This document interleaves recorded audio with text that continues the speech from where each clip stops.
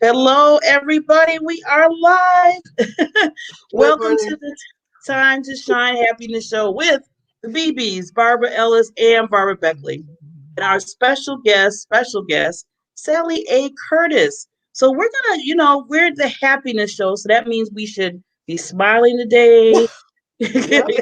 having our happiness Yes. going on and everything. So Barbara, how are you doing today? And then we're gonna get right into Sally.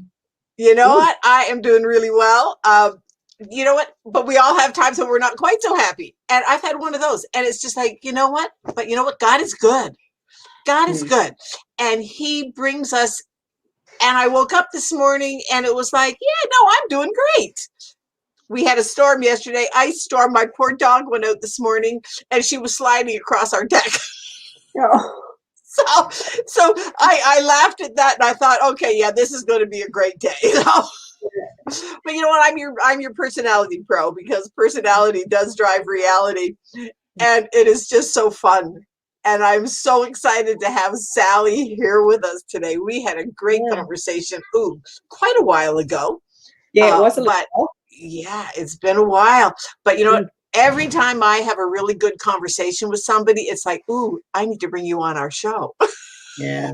And so here she is.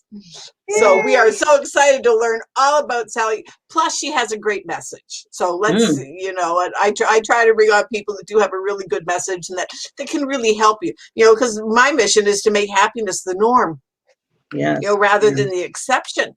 And the Mm, thing is that our business is part of our happiness because what we do in our business comes into our lives at home, and what happens at home comes into our lives in our business.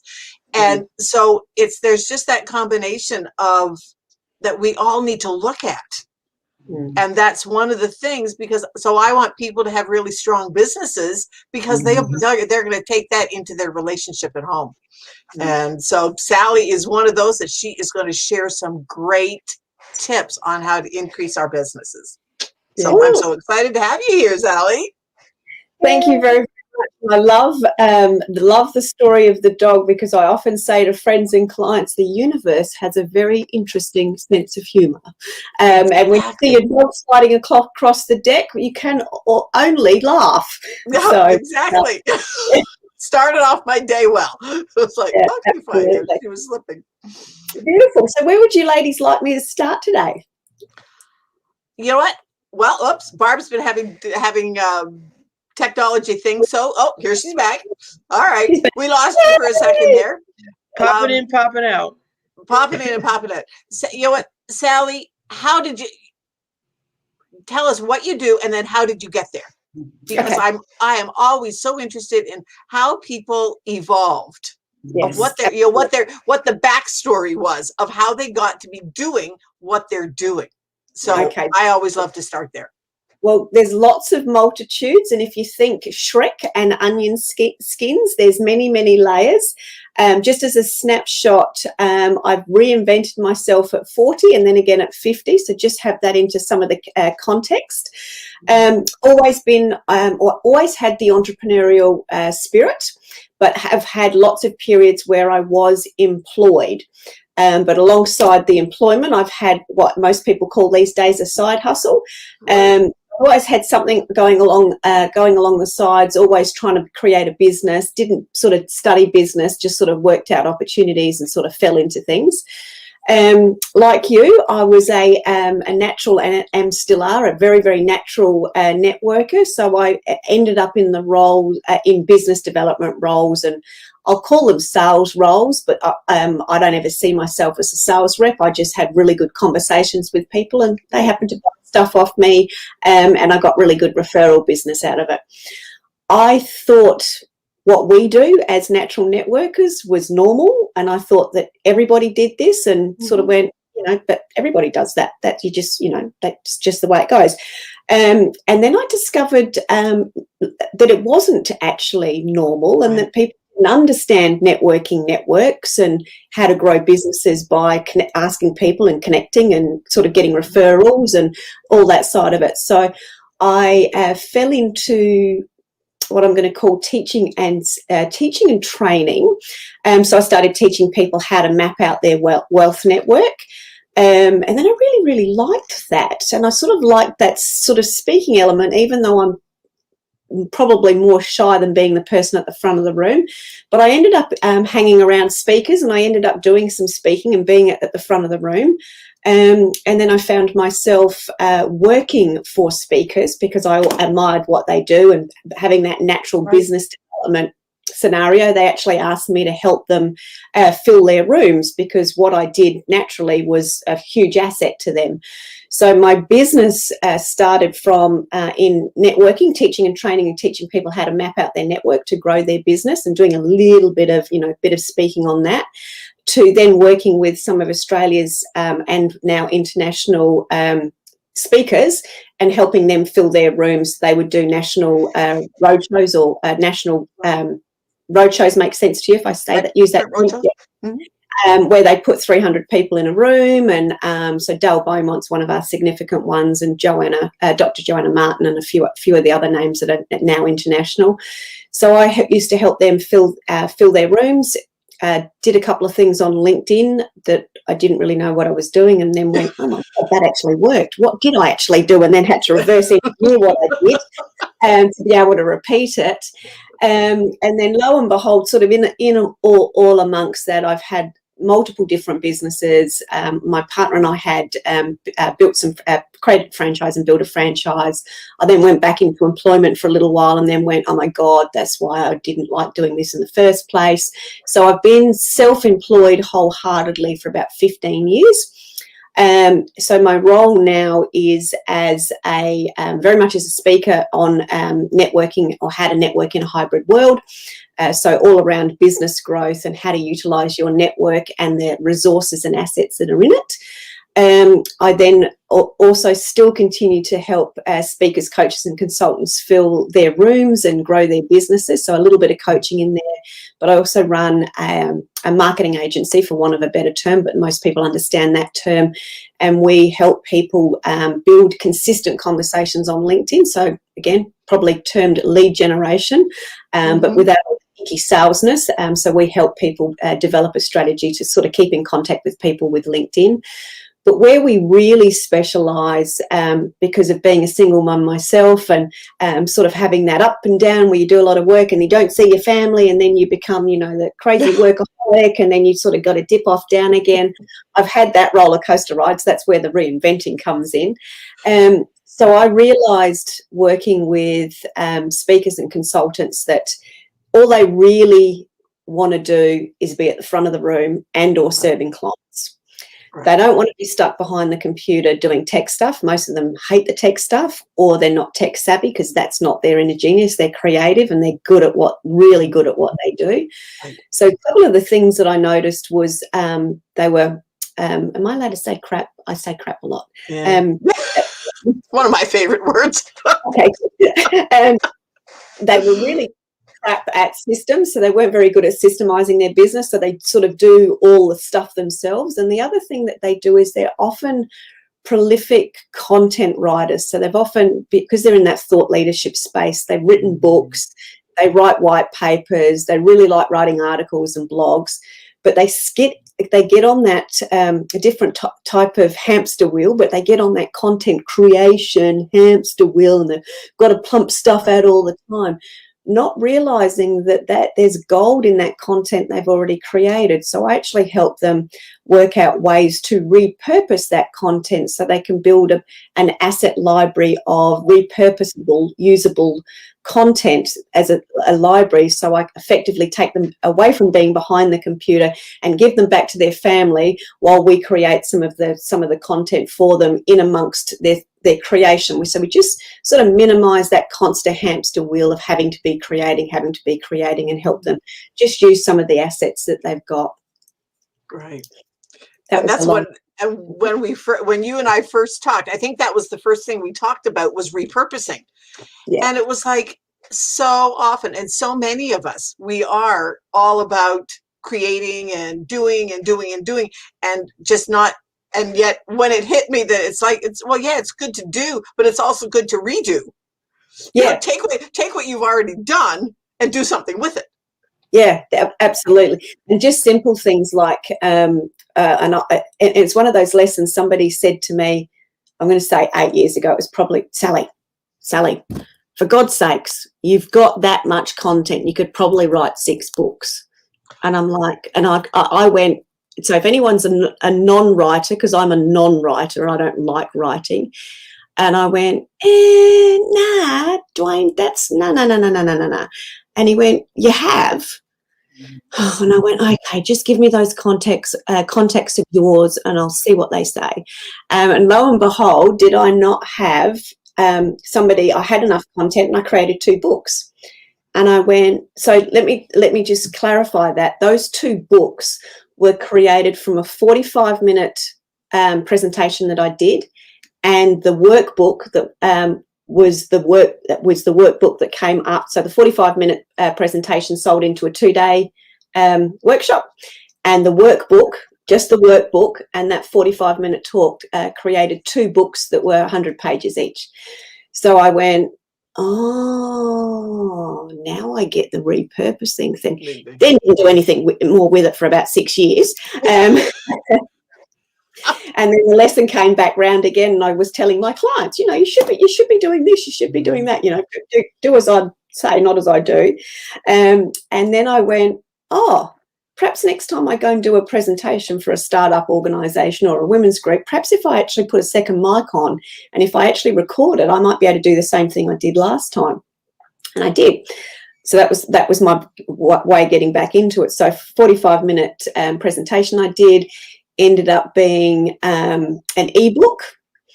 It ended up being a half-day workshop, 25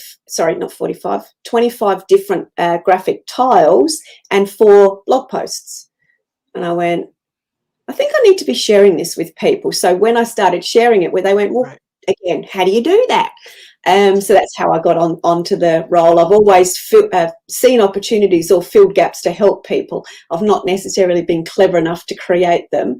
I've usually been bossed around by somebody else and sort of finally taken the idea up, a decade later. So, yeah. Exactly. Yeah. Exactly. Yes. And it's just like aha moments of that. Wow, you've already got things. Like I can look back. A friend of mine one day said, Barb, how much content is in your computer? Yeah. Yeah. And I mean, I think BB1, I think we're both guilty of this. Well, I always tell people, I tell people, you're doing all these Facebook Lives, you're recording, you can download those, just like, Sally said, and repurpose those. I was telling somebody the other day, they said, I did like maybe 300 Facebook Lives within like 3 months. I said, do you know that you have content for webinars, books, masterminds? You can sell. Yeah. I mean, you can put stuff together, put it in a package and sell it and say, this is a certain course. So, I always tell people, please repurpose. It saves a lot of time. Yeah. I'm just starting to get into it, of even just putting this show out into my other social media outlets. But one of the biggest things for me, and I think Sally and I, we did touch on this when we were talking, is that because exactly what Sally said, that most entrepreneurs, we think we have to do everything ourselves. Yeah. And but we don't have the income to hire a virtual assistant to help us. And yet then we're sitting back saying, well, I'm not getting out there to speak to people because I'm doing all this back stuff. And finally, one day it hit me a couple of months ago, back in December, that, oh, for heaven's sakes, Barbara, what are you doing? And I hired a virtual assistant. And now I send her one thing. I'll send her this, well, she'll go and get this show, and then she sends it out. I don't have to do anything.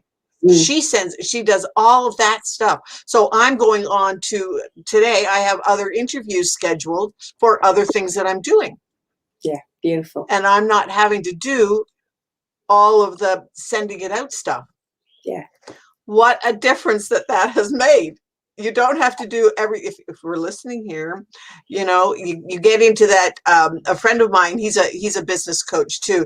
And he said one day he was saying to our class, he said, you know what, there are $100 an hour tasks, and there are $1,000 an hour tasks. So are you doing the $10 an hour tasks, or are you doing the $1,000 an hour tasks? And I mean, I still do some of the $10. I catch myself still doing some of the $10 an hour, tasks. However, I have now farmed it out to my virtual assistant, and it has more than paid. Yeah, It's more than paid. Finding that balance, just getting somebody on a couple of hours and then going, oh, what do I give them? And one of my mentors that initially told me about the VAs, etc. We've just had a professional speakers national conference here on the weekend, and he was speaking on the weekend. And he was talking about virtual assistants and encouraging everybody else in the room that didn't have them to get them. And he said he has a downloadable. And I went, oh, yeah, I've heard that before. He said there's 360 tasks a VA can be doing in any normal business. And I went, oh, they're not doing that many for me. I'm going to shut up now. But I have to go and find out what all those things were, because there's clearly still tasks that might be the $250 or the $500 tasks that I should be doing versus, the other ones. So there's I already recognize myself. There's still tasks I'm doing that, I shouldn't be. But it's fun. Yeah. But it's fun when you have that aha moment. And then you go, oh, yike, this totally makes sense. But until you're ready for it. And isn't that the same with any decision that you make? Yeah. And that's what, no matter what kind of business decision it is, you have to be ready for it.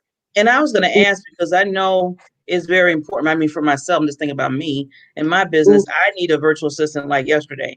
But, on my end, I can't really afford one right now. I'm just being honest. I'm put it out there. So I am doing a little struggling to have to be everything, which I hate. Because like Sally said, as being speakers and coaches and mentors, you want to hone in on the lane that you're in and put all the work and time in that. But then you have to think about, okay, I got to put this out. I got to do this promo, and it's like, okay, now it's taken away from all the things that you really want to do. So what would you recommend, like somebody like me? Because I know there's other people, just like myself, that might say, well, I can't do a VA right this time. What can I do to alleviate things? Yeah, couple of things to do is work out if I had, so VAs, generally speaking, you can pick VAs up on Upwork.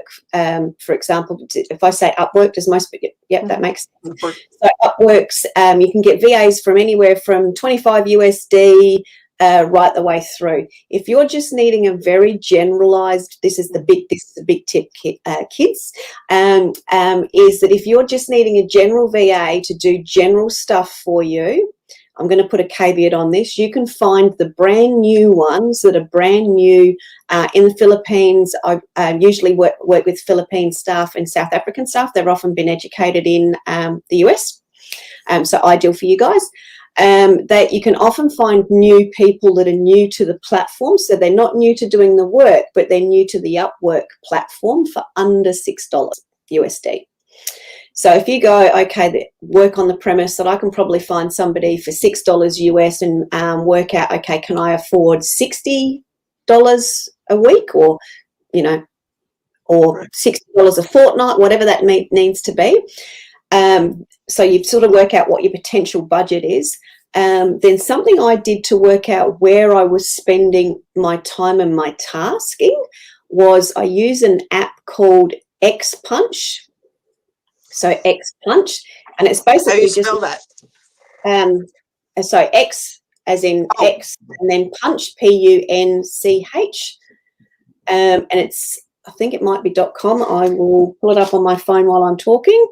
Let me just do that at the same time. Because while you're looking for that, I'll share with part of my I'm a personality gal. And so part of my personality is I love gadgets and I love apps. So that's right up my alley. Okay. So it is, so when it comes up on my phone, it comes up as app xpunch.com. But it basically, it's just a time tracking device. So I set mine up, and it was recommended to me by one of my coaches. It's a US coach. And we were doing this to see where I was utilising my time, and just recently too. So don't overcomplicate it, which we as humans do tend to do. You do. So I've got in there admin tasks, revenue generating tasks, marketing tasks, and then meetings, and then Sally time. So I'm trying to gain back more Sally time. So that's why that one's in there as well. And basically you just, when you sit down at your desk, you punch in and click the type of task it is. And then when you stop doing that task, you punch out. So what that did for me the first fortnight that I was using it, which is why I now recommend it when you're trying to work out, you know, where do I go and what do I do next, was it actually you can actually print it. You can print a report, so it'll actually tell you exactly where you've actually spent the time in that fortnight, and how many hours you've worked in that fortnight as well. So that's then you go, yeah. So what that enabled me to do is work out where, you know, how much was revenue generating versus how much was admin and the stuff that, you know, perhaps is that lower level, as you said. So if I could share, I looked at them and went, if I've got let's stick with that $60 budget, which will give you 10 hours. And most of my clients start with 5 hours a week with a VA, to just use that as a bit of a parameter. So I've got $60, 10 hours for the fortnight. And I've now mapped my fortnight of where I've been doing the admin tasks. So if I got rid of 10 hours there, then I could do 10 hours more in of revenue generating. So then when in amongst mapping that, you sort of then need to work out what are the tasks that you could pass over to your VA to do. Because my biggest mistake when I first got VAs, which was probably first time about 9.5 years ago, and it was an epic fail, and I didn't do it for another 2 years after that. And the reason it was an epic fail is because I hired somebody, and I thought that through the phone lines and Skype lines back then that a brain transplant would occur, and they would know everything that they needed to know about my business, and I didn't need to tell them anything. So I went, you're the marketing person, you're the this, you're the that. So you can see here, I'm handing off my power. You know what you're doing. I've got no clue. You're just. And of course, they had no clue. They didn't know what needed to be done. If they did something and it wasn't the way I liked it, then, you know, they didn't feel good and I didn't feel good. I'd feel like it was a waste. So one of the big things and the big caveats when it comes to hiring a VA, you need to be able to stop for a moment in your business. So even though you might be getting them to do 10 hours worth of work, you actually may need to actually train them for 3, not all at once, and it's not around training them in the system. It's more around writing out step-by-step instructions of how you do something, to give that to them so they've got something to work with. So my other tip, so you don't get stuck writing down and doing actually more admin, is when you're doing your marketing tasks, let's say it's posting to social medias or updating Hootsuite or doing some of those general tasks, actually video record yourself doing it, then say to them, here's the video on it. When you've got used to doing that, what I'd like you to do with that video is screenshot the important bits and write your own instructions. So then what they've done is you've videoed it, they've got an understanding of it, they then know how to work it. They've now created the instructions which you now store, because you've now got a system that when you bring another person in or need to bring a replacement in, you've got some instructions there for them. Yeah. The other big tip that I would suggest when people are hiring a VA, even if it is only that sort of 10 hours, is hire 3. Give them 3 hours each, because out of the 3, one will shine and will resonate more with you another, and you don't lose time hiring, firing. Hire 3 at once and see which one rises to the top. That's a good idea. One of the things that's great. Yeah, and one of the things that really helped me was that when I first got my a VA, it was they set up a Trello board for me. And that was the training. That was because I didn't know how to, I wasn't I knew about Trello boards, but I did not know how to use them effectively. Yeah. And so now when I want something done, it's like, oh, I put it in the Trello board, and all I do is I send Rachel a message. Rachel, I posted onto the Trello board. I posted I posted my last interview onto the Trello board, and here's the graphic for it. Yep. And that's it. That's all I have to do. Beautiful. And that really made a difference. But that was part of that training that you're telling about, because I was a little bit in the same boat. It was like, well, and then of course it was like, but I don't know what to tell her to do. And you don't, because you just you get into that habit of just doing it. You don't stop long enough to work out, well, what are the steps that you do, which is why while you're doing this thing, to record your screen while you're doing it, and then at least you've got something to give them. Yeah. And if you've got VAs and you're communicating in that way, and Barbara, you said you like apps. There's one that was been created by my mentor called Memo Mailer. And it looks, if I hold that up to the screen, All right. looks like that.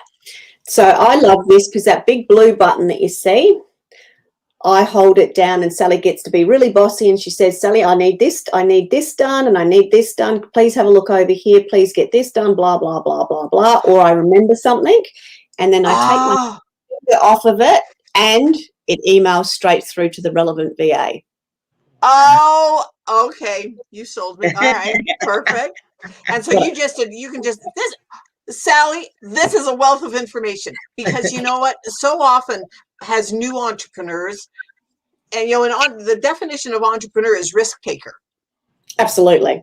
Yeah. And yet we don't always like to take the risk. Yeah. And then it's like, okay, so now we're shooting ourselves in the foot. This is great information. Thank you so much. Awesome information. Awesome. Yeah. Yes. Do you have any more questions for me, Barbara? Say that. No, okay. You cut out a little bit. What? I was just saying, did Barbara have any more questions? She might as well pick my brain while she can. Yes, absolutely. Hey, I did it the day you and I talked. That's what I did. It was great. Great brain. Well, first of all, you're just awesome. I love everything that you're saying, Sally, and you're giving our listeners out there those good tips, because I know there's a lot of business people out there, and some of them can, do certain things, and some of them like, I don't want to do this. So you're giving us those options. Now, one other question I have for you now with, we're all going through this pandemic thing, and, we hear, like you said, you deal with speakers and consultants and mentors, and everybody's life is flipped, to a whole nother level where we have to be more creative in what we're doing. So how have you been like dealing with your clients where they had to do the whole shift of certain things? Well, that's actually a really interesting story. So if I go back, for us, I mentioned before, the weekend just gone, we've had a professional speakers national conference where we all come together nationally. 12 months ago, we were actually at the same conference as the pandemic hit. Now, we were all in the room, and so we do Friday, Saturday, Sunday, Monday. Saturday afternoon, our phones all started lighting up. Cancellation, postponement, cancellations, postponement. There was, I can't remember the figure, but it was hundreds and hundreds of thousands of dollars worth of cancellations that happened in that room in those few hours.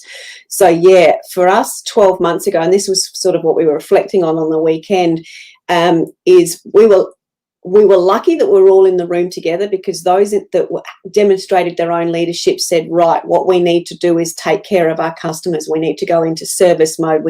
Everyone's going to be in panic mode. How do we help them stabilize and all those sorts of things? Many of them ran their businesses on purely keynotes, so they were just purely keynotes deliverers. Others were keynotes and coaching. All of them did face-to-face. Some did some online stuff, but not a lot. And then I had the other reverse of my clients that weren't in the professional speaking fraternity, that were face-to-face coaches at a high end, never had used Skype, didn't even know what Zoom was, and didn't even use a digital calendar. So I sort of said to them, do you need to talk to you? Yeah, but I don't know what I'm going to do. Normally I fly up there and do all that. And I said, well, we can do Zoom. And he went, well, what is that? I said, well, look, give me all of the people that we need to get in. We'll do groups, and because I'd used Zoom, I literally my I suppose gift was being able to jump into service and say, hey, let me be your Zoom PA or your Zoom host for the next couple of weeks, so you can get into the feel of it, so you can touch base with these people and then work it out from there. So our community, from a speaking fraternity, has been embracing how do we create the experience of an in-person event online. And the thing that came out of the weekend above all else was because we're moving into that hybrid scenario now, where we've been South Australia, we've been lucky. So we were only shut down for about 4 weeks. So we've been running live events since July last year. Again, wow. So we're a bit different here. Smaller numbers, but we have been able to run live events. Oh. Actually, no, not. It was July. July 20th was when we had the ability to do it. I ran my first live event only last month, for example, so I didn't sort of jump back into it. So the big events need to be really interactive, more than just Zoom rooms, because these guys are dealing with audiences of thousands and in some cases tens of thousands. So it's what can they do? And the big theme that came out of it was, if you're going to be doing an online event or even a hybrid event, it now is literally a TV production. Right. So think TV producer versus whereas possibly when we think of a Zoom scenario like what we're doing today, even though we've got TV, it's more like a radio broadcast, if that makes sense. Whereas when you're doing a TV thing, you've got different camera angles. Right. You've got a visual over there where you can see all of the faces, and they can jump up and down and see the other ones over on this wall that are doing the same thing. So from a TV production, instead of it just being a Zoom room and seeing some of the pages and having to flip between the screen to see who's there, you've literally got camera angles that enable you to see everybody that's on the thing on big walls of screens. That's where you're sort of thinking that outdoor concert event type scenario crossed with a TV thing, so people have the feeling of the interaction. Because one of the myths that was busted by one of the last speakers at the end of the day was, people are getting sick of staring at the screen. They've had enough of the screen. Yes, we do want face-to-face, and yes, we'll get to that. But to bust that myth, when we've had a busy day in front of the computer, many of us go and watch TV for another 4 hours. So it's not the screen, it's the relevance and the engagement.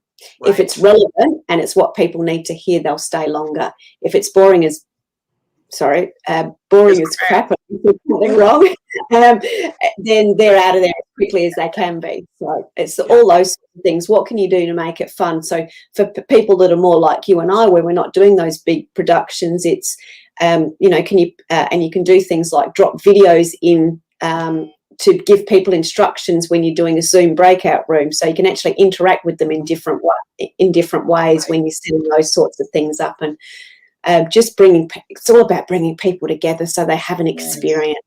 Right. Yeah. I'm glad you brought that up, Sally, because I've been, I think we all been to a whole bunch of Zooms and other different meetings and conferences online now because of the whole thing.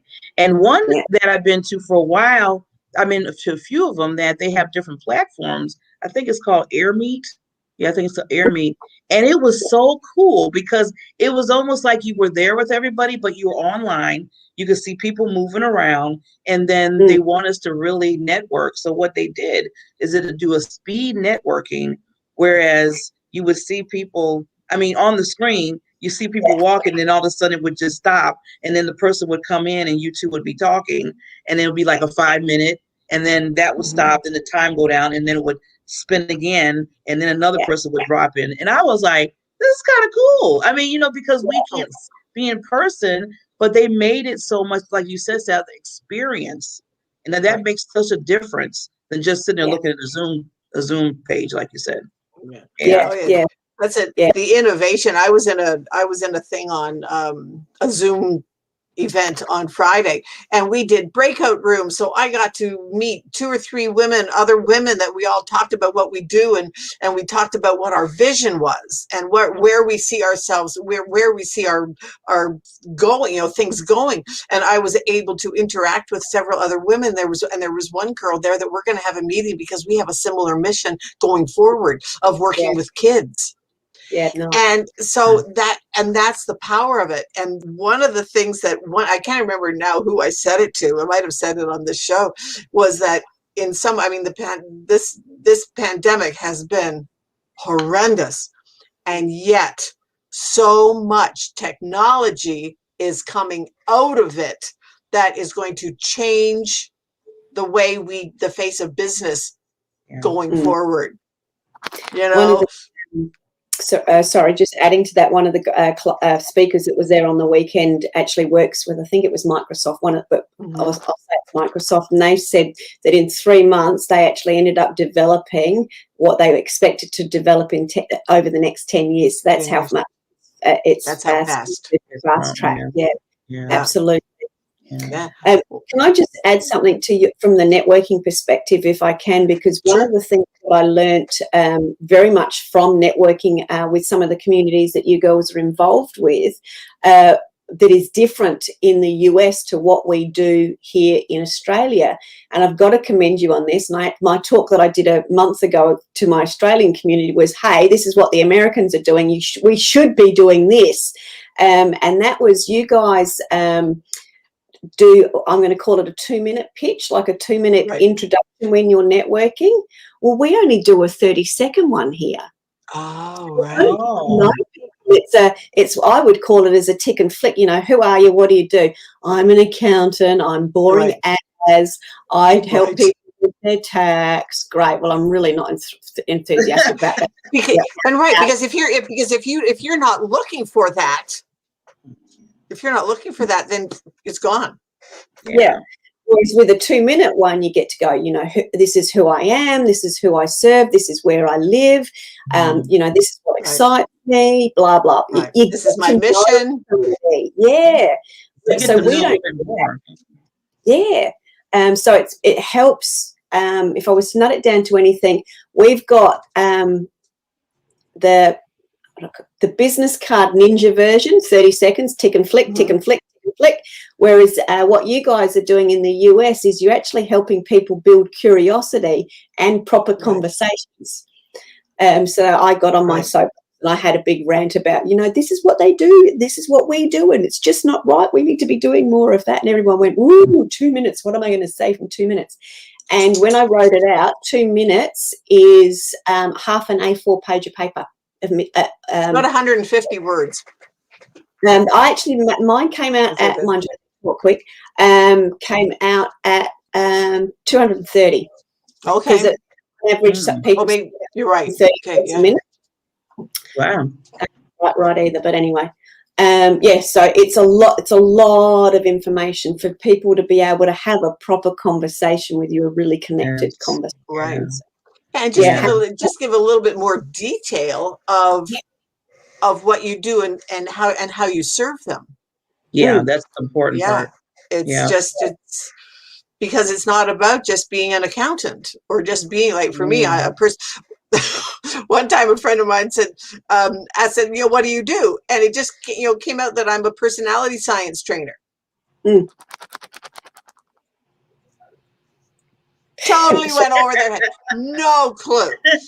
And, and it's like, because that's too technical and too jargony. Yeah. And so that's when I really sat down and said, okay, who am I within what I do? Okay, well, I'm your personality pro because personality drives reality. And then that's true. But then you have to, one of the things with the 2-minute spiel, you can take it that little step forward, that just say, you know what, it's next to impossible to increase impact and influence and your income if you don't have good communication skills. So I'm on a mission to work with heart-centered entrepreneurs who want to transform the personality of their messaging so that they can attract their ideal audience. Yeah. See, now You that's know? 2 minutes. Wow, Now I'm like interested. Yeah. And then it's like, oh, okay, because then number one, they understand. There's a little bit more understanding that it's about personality and your messaging, and it can help you to find your ideal audience. Yeah. You can't do that in 30 seconds. No, yeah. You can't do that in 30 And seconds. even if you try to do all that 30 seconds, it's going to be. Yeah, it's a because you do jumble it of so words. quickly. It's like, Right. like, well, your name was Huh? Sally? Yeah, and then they don't remember your name. Oh yeah, the one that taught. Oh, the one that I couldn't understand what they were saying. That's how they remember you. And then you miss out on so many opportunities, being able to collaborate or work with a person, or maybe your next client. You never know, because it was like, and you're like, all I knew was I had a heard accountant. That's it. Right. That's exactly right. As you said, Barbara, the whole, you miss out on opportunities, you miss out on collaborations. If people don't know if people know more about you, they can go, well, you're not right for me, but my God, I need to connect you with, Barbara, or I need to connect you with that, because I know from her that that's her mission. So let me get you two together so you guys can create magic. You create those sorts of opportunities for yourself, for sure. Yeah, like Sally and I, we originally met in a networking event. Well, that is a see, and this is where we're at now. And now here we are. Yeah. And so, and the thing that I have really realized is that it's all about exposure. And there's been so fun, because like I schedule little talks, like you and like Sally, you and I, okay, let's chat, and and then of course we decided that we were going to do something together. And so now I have really realized the power of exchanging interviews. And it is just so fun when I'll say to somebody, well, do you do interviews? Oh, I've never done one. Okay, then let me be your first. And let's do this, because it's all about exposure. And if you're not and then one day I was talking to a friend of mine, and we were talking about doing our little spiels within our interviews. And she says, well, it's not about me. It's not about what I do.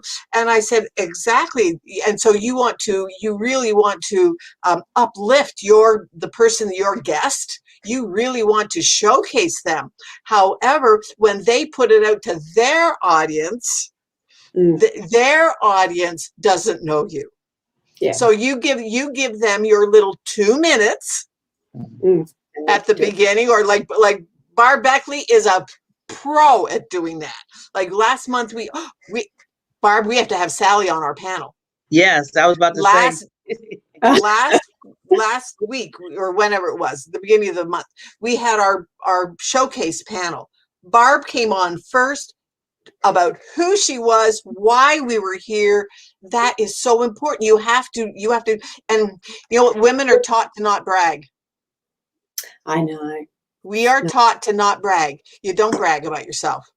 Okay. But you know what? It's not a matter of not bragging. You are telling your guests' audience who you are, that you have showcased them. But that gives you that little bit of, it's not bragging. It's just sharing information about what you do, because you know what? They might need it. They might need it. Yeah. They might need to hear your message the way that you share it. Exactly. That's exactly, Barbara. Exactly. Yes. It's so important. Beautiful. Well, Sally, I want to be because I know time. We always do this now. Yeah, we run out of time. Do this now. We be so engulfed in the conversation. Be like, oh, what time is it? But Sally, we want to make sure we give you just a minute to just give our listeners any takeaways or last minute thoughts. Anytime you do anything, record it. If you're having a deep and meaningful conversation with a girlfriend and it's around business, record it. There's apps out there like Otter and those different transcription ones that are free. Record everything, repurpose it. If you've written a book, an example of what we do, a book is 2 years worth of content already created in your book. So we help people repurpose that. So just take the time to stop, have a look at, do a bit of a content audit, work out what you've already got. Blogs and those sorts of things with some of the apps around now can be easily turned into ebooks very, very quickly, or VAs can do those. You have got so much stuff sitting on your shelf and so many opportunities to create some content, even if you just repurpose it to give it away to share with your community, which helps give you the exposure. Then definitely do that. If I can just mention the freebies that I've just got going across the bottom there, there's a couple of assets in there, or tools in there. One's a little ebook that I've helped people, I've created to help people understand how to create a photo library, because having the right sort of photos will actually help you create tiles and graphic images, which is what one of the forms we use for content repurposing. There's also we call it a shot list, or a photo list of, when someone says to you, take behind the scenes photos or on the run photos, people go, what is that? Well, there's some descriptions in what that is there. Cool. And if you're needing a hand, sort of seeing which direction or what priority you need to focus on with your business growth, there's also a link there for a diagnostic called the Influence and Lead Generation Diagnostic, and that just helps you see where you are at with your speaker business or coaching business. We call it a practice in Australia, and that just tells you which areas you need to focus on, or which area is out of kilter slightly. And then that will give you a 14-page report on that. And if you need that unpacked a little bit further, happy to jump on a call with listeners. So final tip, get out there, repurpose what you've already got, be bold, shine, just get it onto your content, and your content onto your social media. There's lots of little gems, there's lots of teachable moments, there's lots of rants, there's lots of quotes that are already written in your content that make great social media fodder, that help tell your narrative, your story in a very authentic way. Wow. Awesome. Oh, I'm loving all the freebies. You give us freebies for that? Those are so good tools. Right. Thank you so much. Those are gifts. So, Sally, we're going to have you back. We always say that too, right, Barbara? Yep. But yep. Just and we'll definitely have to have you on our panel if you can come. Yes. We have to see about the time. We'll have to see about the time frame, because it's at 8:00 at night, so that would be okay for you, because it's 8:00 at night here, the first Thursday of the month. Yeah, that works. My shows aligns with 7 p.m. In New York time, which is as of this week 9:30 in the morning for me. Okay, so right, because you're on the half hour, right? Oh, don't ask me. I got very confused. And I know this week or today you've had a time zone change. We've had a time change. What's that? I know. So, I don't like them. if they get rid of them on our end, I would love that right about now. Yeah, let's all get on the same and then just stay there. It makes so much sense. It's just easy. Go on daylight savings and then just stay there.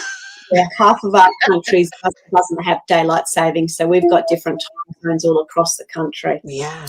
At least you can keep up with it. It's like when we had to switch, it's like, okay, what time? Where you're at? Oh, so, my girlfriend was the worst. She lived in Central Time and worked in Eastern Time. Yeah, I got a friend that does. It's tricky. Every conversation had to be about time. Every conversation had to be about time. I like how you said every conversation. When we were planning her daughter's wedding.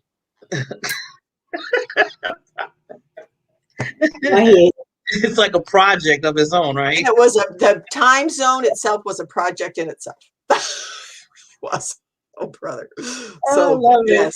So we will be back next Tuesday, I know, with another wonderful guest, because Barbara does that for us. Thank you again, Barbara, for your support as always. You are very welcome. And Sally, it was an honor and a pleasure for you to be on the show today and bring us our happiness today. So thank you. Yes. Yeah, you're welcome. I've got a big smile. I've got sore cheeks, so I can go to bed happy too. Yes. Oh, yeah. And we're just starting our day. So this is a great way. So absolutely. And thanks for the tips on those couple of apps. That's going to be huge. Yeah. So and we'll thank access you. your freebies. And we just tell everybody to keep smiling, keep bringing the happiness and joy in people's lives. As Barbara always say, she is on a mission to make happy the norm. We'll talk to you later. It's your time to shine. Bye. Yep.